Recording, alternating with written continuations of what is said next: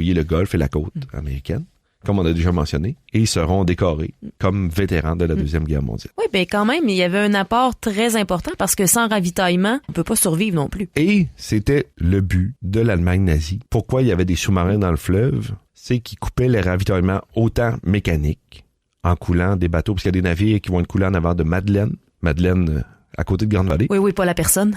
C'est ça. Où il va y avoir des avions dans les navires. Ils vont couler aussi des navires pleins de bacon. C'est sûr qu'ils coulent n'importe quel bateau. Ils font pas comme... Ils prennent pas de chance. Ils trient pas. Non, c'est ça. Ça, c'est un navire de bacon. Faut vraiment... affamons l'Angleterre. Non, c'est ça. Ils tirent sur tout ce qui bouge, tout ce qui ont la chance. Mais le but, c'est d'isoler l'Angleterre et la pousser à se rendre. Parce que si l'Angleterre se rend, ça devient beaucoup plus compliqué de reprendre l'Europe continentale. Et on a un petit dernier qui s'est enrôlé, un homme qui a quand même des faits d'armes assez exceptionnels, un tankiste.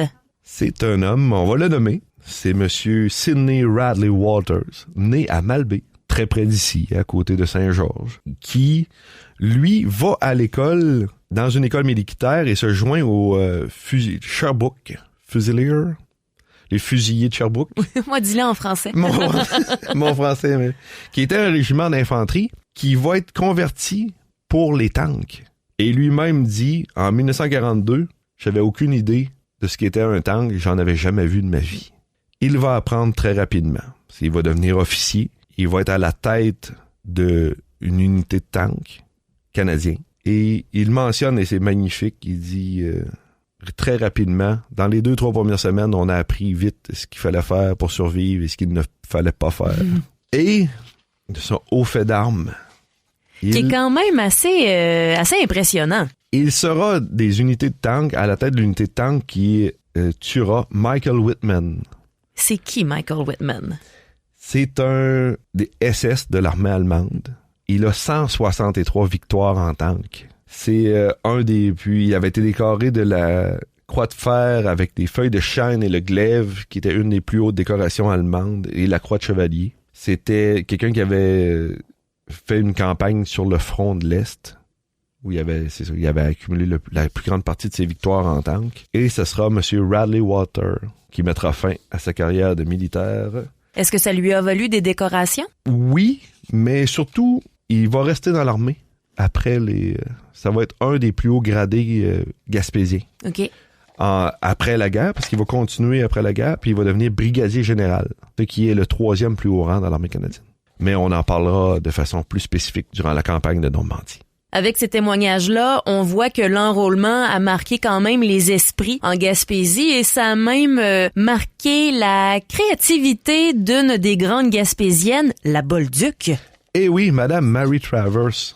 Malheureusement, chanson qui n'est pas en disque, mais qu'elle faisait en spectacle. Que tu vas nous chanter? Je vais vous parler. OK.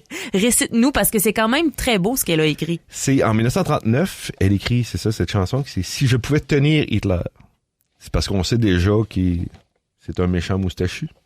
Et elle nous chante « Si je pouvais m'enrôler pour aller soigner les soldats, je m'en irais dans les tranchées pour trouver cet Hitler-là. Je mettrais le feu à sa moustache. J'y passerais un mauvais quart d'heure, j'y emplirais la bouche de Watt. J'y mettrais les yeux au beurre. » Hein, au front, la Bolduc, je pense qu'elle aurait été assez dominante. Mais c'est extrêmement intéressant parce que justement, ça nous apporte l'intérêt des Gaspésiens, puisqu'on voit à travers ça. Ça a été quand même écrit assez tôt dans la Deuxième Guerre. Il y a eu comme une espèce de course dans la musique, dans la chanson, parce que j'ai trouvé des extraits où les Français chantaient. Il y a un auteur français qui chantait Nous irons étendre notre linge sur la ligne Siegfried, qui était une ligne de défense allemande durant la période de la drôle de guerre entre 39 et 40.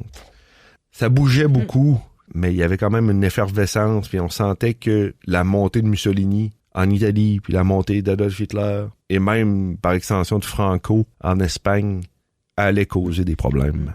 Pour conclure ce premier épisode de la guerre vue d'ici, avec notre historien Félix Fournier, t'as une suggestion de lecture pour nous? Je vais essayer d'en faire à chaque capsule. Je dis des choses, mais il y a tellement C'est appuyé sur des ouvrages. Des ouvrages, et particulièrement, j'ai des coups de cœur très forts. Et lui, comme on a parlé un peu de la Première Guerre mondiale, qui était le catalyseur de l'enrôlement pour la Deuxième Guerre mondiale, je vous recommanderais beaucoup de lire le livre de Leo's War, From Gaspé to Vimy. C'était Léo Le Boutillier, le petit-fils ou arrière-petit-fils de John Le Boutillier, le marchand, qui a été écrit par Gordon Pym et qui est un collage des correspondances de M. Léo Le Boutillier durant la Première Guerre mondiale avec sa famille à Gaspé, où il s'informe, est-ce que les patinoires sont prêtes? Est-ce que vous patinez? Malheureusement, c'est des lectures qui sont très tristes parce qu'on sait déjà qu'il perd la vie avant la fin de la guerre. Fait que vous lisez, puis là, vous êtes comme, ah non, il peut pas mourir.